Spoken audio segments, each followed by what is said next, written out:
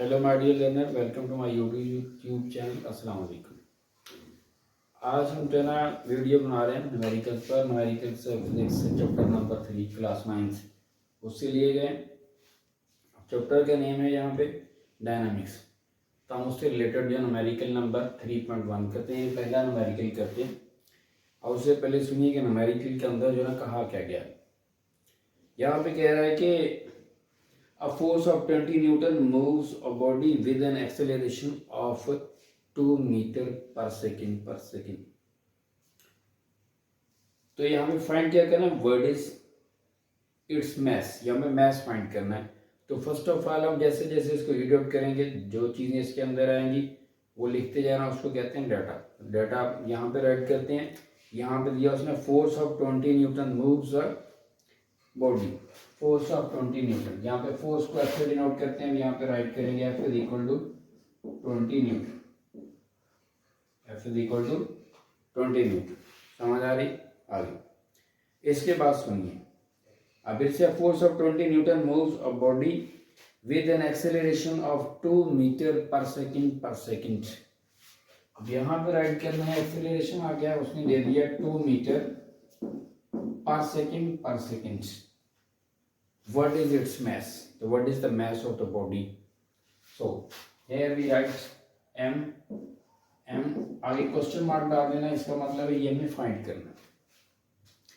तो बहुत सारे जो है ना लोगों का ये कॉन्सेप्ट है कि न्यूमेरिकल जो है ना, अब हमने चूंकि स्टार्ट कर दी रीडिंग के बाद डाटा लिखा, ये चीज़ें लिखी, तो इसके बाद सॉल्यूशन शुरू होता है। जबकि सॉल्यूशन चूंकि हमने उसको स्टार्ट ही कर दिया, तो इसी का नाम सॉल्यूशन है। डाटा लिख दिया हमने, तो सॉल्यूशन उसका स्टार्ट। असल उसकी जो ना सिंप्लीफिकेशन है उसके अंदर बाद में आएगी, जब फार्मूला लगाएंगे और इसके अंदर उसकी वैल्यू पुट कर दी जाएगी। तो अब हम जो ना देखना है कि क्या एफ ए और एम कौन से फार्मूले में, आपने पढ़ा हुआ न्यूटन सेकंड लॉ के अंदर F is equal to M में। आई थिंक तीनों चीज़ें इस फार्मूले के अंदर मौजूद है, तो हम जो उस फार्मूला का यूज करेंगे। यहाँ पे आगे लिख देना आपने formula F is equal to M.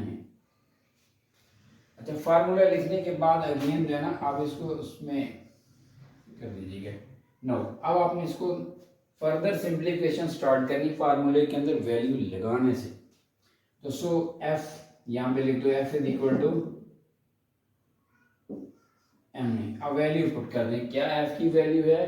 बिल्कुल है, यहाँ पे आप लगा देंगे। उसके बाद देखिए एक्सेलरेशन की वैल्यू है, बिल्कुल यहाँ पे m हमने फाइंड करना है। आपने क्या करना है, पहले इससे m सेपरेट कर लेना है। अब m हमने फाइंड करना है, तो a इसके नीचे लिखा जाएगा, a इसके नीचे लिखा जाएगा, a को f के नीचे लिखेंगे तो m की वैल्यू आ जाएगी, फिर हम वैल्यू पुट कर देंगे।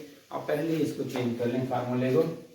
तो सो यहाँ पे m हमारे पास एक तरफ हो जाएगा, यानी f के नीचे a लिख दिया जाएगा। f की वैल्यू यहाँ पे कितनी दी हुई है, 20, और 20 लगा देंगे। उसके बाद a की वैल्यू कितनी दी हुई है, 2। अब हम इसको सिंप्लीफाई कर देंगे, इसको कैंसिल करने के बाद 2 10 आर 20, तो हमारे पास 10 इसका आंसर आ गया। f इज इक्वल, अब m इज इक्वल टू 10। आप देखना m मैस है, तो मैस की ऐसे यूनिट किलोग्राम होती है, तो आपने उससे क्या ना उस कॉन्सेप्ट से आपने राइट डाउन कर देनी है। यहाँ पे केजी लिख देना है। तो ये इसका सिंप्लीफिकेशन है जो उसने नीडेड थी, वो हमने आपने आंसर फाइंड कर दिया। अब आपने रिजल्ट लिख देना। नाउ रिजल्ट में क्या लिखेंगे, required mass of the body is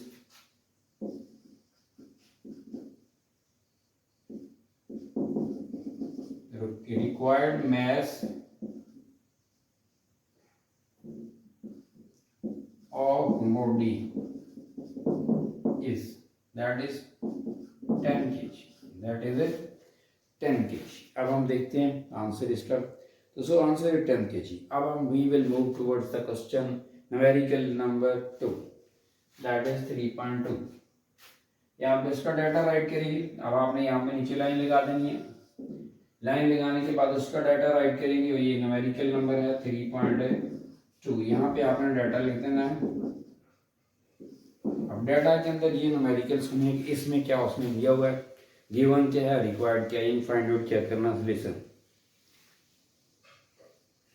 2 में है the weight of a body is 147 newton. यहाँ पे weight is denoted by W। Weight of the body is 147, W is equal to 147। इसकी यूनिट भी न्यूटन होती है, इसकी यूनिट भी न्यूटन होती है, तो आपने यहाँ पे n लिख देना। इसके बाद फिर से सुनिए the weight of a body is 147 Newton.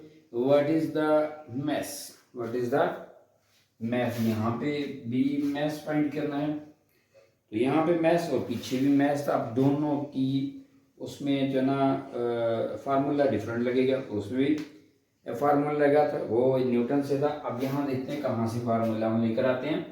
तो यहाँ W दिया हुआ है और मैस फाइंड करना है, क्या फाइंड करना है, मैस फाइंड करना। तो mass is equal to question mark, ये हमने फाइंड करना। अब यहाँ पे हमारे पास जो कि बात वेट की है, जब वेट का कॉन्सेप्ट है तो उस सूरत में weight is the force of gravity with which the earth attracts the bodies. तो उसको के लिए फार्मूला हम यूज करेंगे W is equal to M. यहाँ पे लिख दीजिए फार्मूला, फार्मूला लिखेंगे W is equal to M G. अब ये मैस फाइंड करना, मैस अलग कर लीजिए, G इसके नीचे लिख दिया जाएगा। अब यहाँ पे आपने लिखना है फार्मूला, ये फार्मूला हो गया हमारे पास।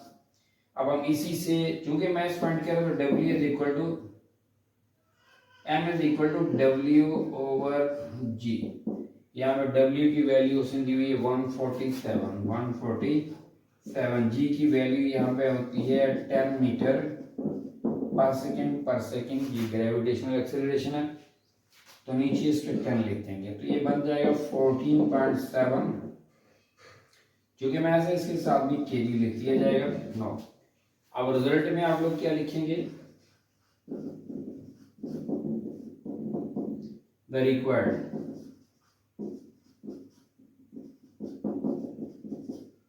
required mass is 14.7 kg.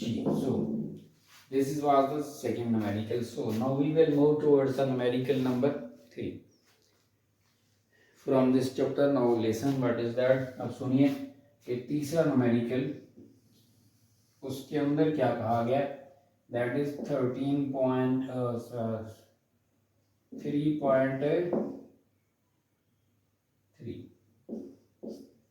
सो इसका डाटा राइट करेंगे, यहाँ पे आप डाटा राइट कर दी लिखें। इसके बाद पहले सुनिए इसमें कहा गया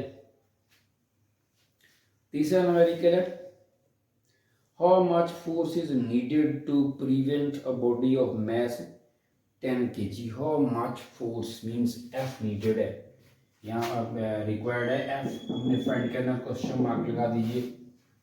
थोड़ा सा conceptual question, that is very important as compare to board point of view. How much force is needed to prevent a body of mass 10 kg from falling. Mass उसने दिया हुआ है 10 kg, वो कह रहा है कितनी फोर्स चाहिए उस बॉडी को जिसका मास 10 kg गिरने से बचाने के लिए। अब हमारे पास सिर्फ ये दो चीजें, तो हमने चूंकि ये फाइंड करना, अब यहाँ पे प्रॉब्लम फिर गिरने से रिलेटेड जो ना फिर वही बात आ जाती है, यानी कि F is equal to M हम यहाँ यूज नहीं कर सकते, हमारे पास दो ही फार्मूले हैं अभी फिलहाल जो आ रहे हैं यहाँ पे। F is equal to M एक है, W is equal to mg। अच्छा यहाँ पे वेट जो है ये भी एक फोर्स होती है। जब वो बात कर रहा है कि कितनी फोर्स चाहिए इतने मास की बॉडी को नीचे गिरने के लिए, तो इसका मतलब है उसका वेट यहाँ उसका जिक्र होगा, उसको हम कंसिडर करेंगे। तो यहाँ पे फार्मूला कौन सा यूज किया जाएगा, तो फिर वही वाला फार्मूला, यहाँ जी की वैल्यू आप राइट कर दीजिए। जी की वैल्यू है 10 मीटर पर सेकेंड। तो यार जी की वैल्यू 10 मीटर पर सेकेंड। अब हम देखते हैं कि इसको कैसे जो ना सॉल्व करना है। सो फार्मूला आगे लिख दीजिए।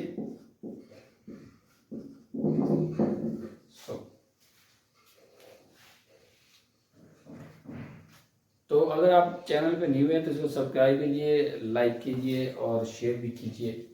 तो now we will move towards the next solution. Formula यहाँ पे राइट करना है W is equal to M G, W is equal to M B. अब यहाँ पे W किसके बराबर है? फोर्स के बराबर। W किसके बराबर है? फोर्स के बराबर है। वह क्या है? फोर्स फाइंड करनी। हम इन प्लेस ऑफ W क्या राइट कर देंगे? F। नाउ सो लिखिए, so F is equal to M G. F is equal to M G. Weight और force that are same things.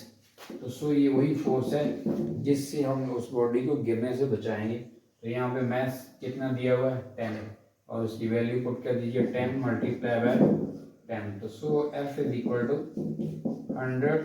अब चूंकि ये फोर्स है, जैसे यूनिट न्यूटन है, तो so this is the force which is required to,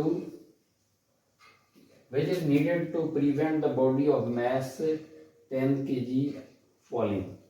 So result, that is the required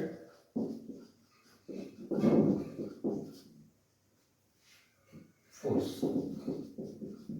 that is 100 Newton. So thank you so much. If you are new on this channel, subscribe it, like and press the bell icon. Also share it to this. Allah.